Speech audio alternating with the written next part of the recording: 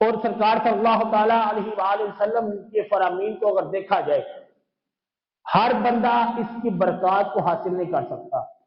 ہر بندہ، ضروری نہیں ہے کہ کوئی بندہ کہے کہ میں نے رمضان کو پا لیا ہے اور میں برکتیں میں نے سمیٹ لی ہے۔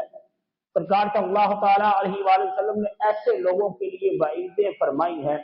حضور علیہ السلام نے ارشاد فرمایا، دخل علیہ رمضان، کہ رمضان اس پر داخل ہو گیا اور اس نے اپنی مغفرت نہیں کروائی۔ تین لوگوں کے لیے سرکار صلی اللہ تعالیٰ علیہ وآلہ وسلم نے فرمایا ہے تباہ و برباد ہو گیا، اس کی ناک خاک آلود ہو۔ حضور سے پوچھا کہ یا رسول اللہ کون لوگ ہیں وہ؟ حضور نے فرمایا جس نے اپنی زندگی میں رمضان کو پا لیا، رمضان کے مہینے کو حاصل کر لیا، لیکن پھر بھی اس نے اپنی مغفرت نہیں کروائی، وہ اس کی ناک خاک آلود ہو اور تباہ و برباد ہو جائے۔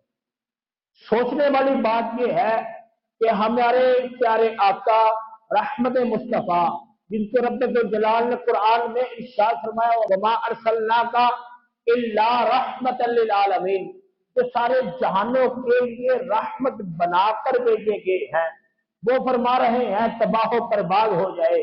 اس میں حقیقت کیا ہے میرے دوستو؟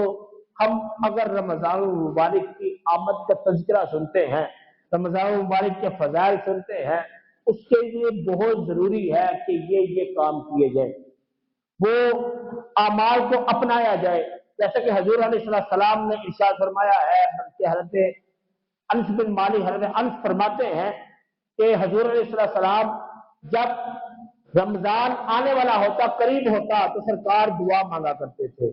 سرکار کہتے اللہم مالک و مولا ہمیں دے، بارکنا ہمیں برکت عطا فرما، فی رجب و شعبان، رجب اور شعبان میں ہمیں برکت عطا فرما۔ اللہ رجب اور شعبان کو ہمارے لیے برکت والا بنا دے، وبلغنا رمضان، اور ہمیں رمضان کے ساتھ ملا دے۔ مزید اصلاحی، تحقیقی، اصلاحی بیانات سننے کے لیے مولانا حمزہ احمد قادری کے YouTube چینل کو سبسکرائب کریں اور بیل آئیکن کو پریس کریں۔